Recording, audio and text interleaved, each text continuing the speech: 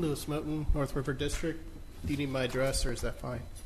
I think that's okay. I don't know. Actually, Ms. Presley, do you need his actual address? Yes. 1132 Kessler Road. Okay, I just found out about this Friday night, and it wasn't available on the agenda, so I had to request it at the last minute. I do have concerns where it seems like with the process that you have to keep coming here every time you want something with this new permit special case. I see this all the time with short-term rentals with the other government body that comes here, and I feel like it could potentially become an issue where politics get involved, or there might be a favoritism. I don't know which is which, and there's also a concern of some residential neighborhoods might be not ideal for this, if there's issue with parking or not. I know I have like 3 extra rooms. If I ever wanted to, allow veterans to rent those rooms, it seems like I could bring in a lot of people under special use and just have people coming through my neighborhood that weren't exactly intended for my neighborhood, because it's like very quiet and not very low traffic. So that's all I have. Thank you very much.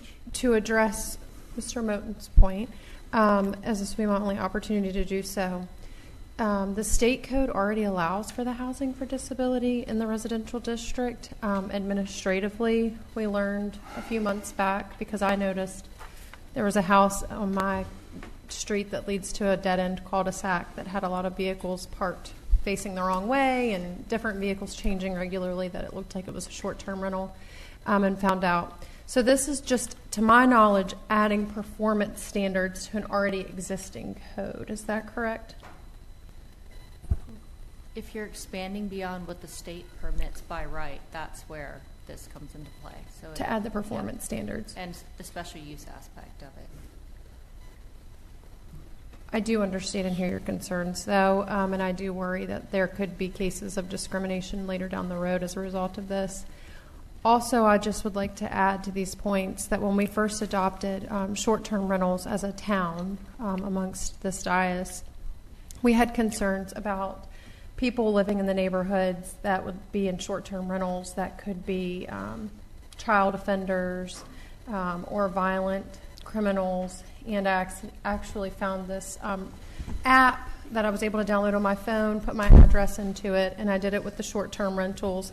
And unfortunately, because of the size of the town of Front Royal, if you look at the mile radius, there's a lot of people that you probably wouldn't want to share a hotel with that live in the neighborhoods and on the streets that you're just unaware of because they're quietly existing. So I do hear your concerns, and they are valid, but they're already living in a lot of our neighborhoods or renting rooms illegally, not through a special use permit.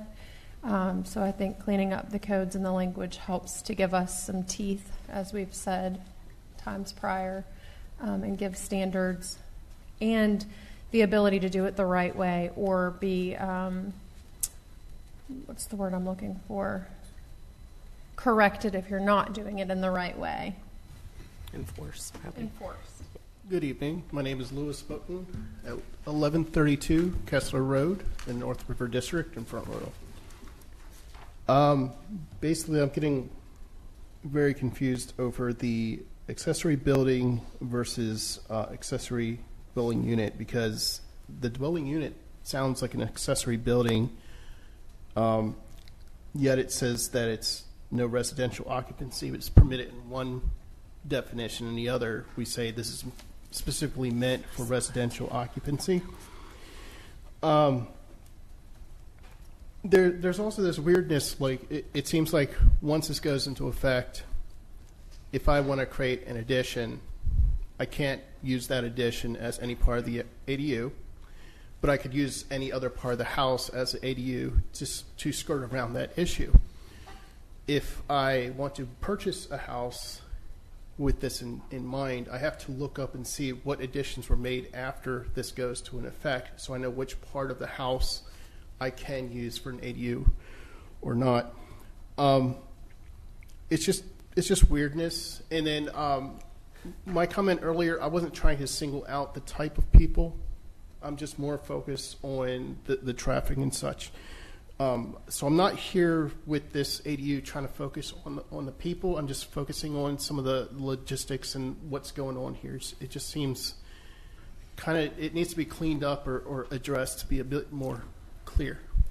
Thank you. Is there anyone who wishes to speak at the public comments? Okay, then hold on. I got to read stuff, Lewis. Hold on.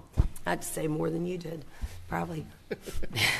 Lewis Moten, 1132 Kessler Road, North River District. Excuse me. I just wanted to come up and say, express my appreciation for the Snagit service that you've introduced, as well as how that has moved on to the county and the school board.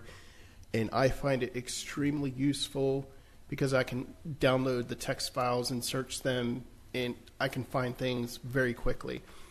I know I had something else. Oh, the budget. So I was looking at your budget and comparing to other budgets I've seen, and I'm very impressed with what you do. I don't see much in the other categories. Everything is very clear to me.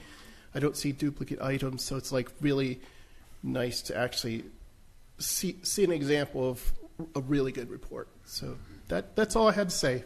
Thank you. Mr. Moten, you can turn around. That gentleman back there in the white shirt. Smiling back there. He's the one he's the one you can share the thanks with, too. And I wanted to thank Mr. Moten for coming up and saying good things. Our staff does work hard, and it's really important that they hear that the things that they put in place are working, because it gives incentive to continue that. And we do try our best to be as transparent as we can and as tight as we can in terms of putting out information that's accurate and responsive to our community.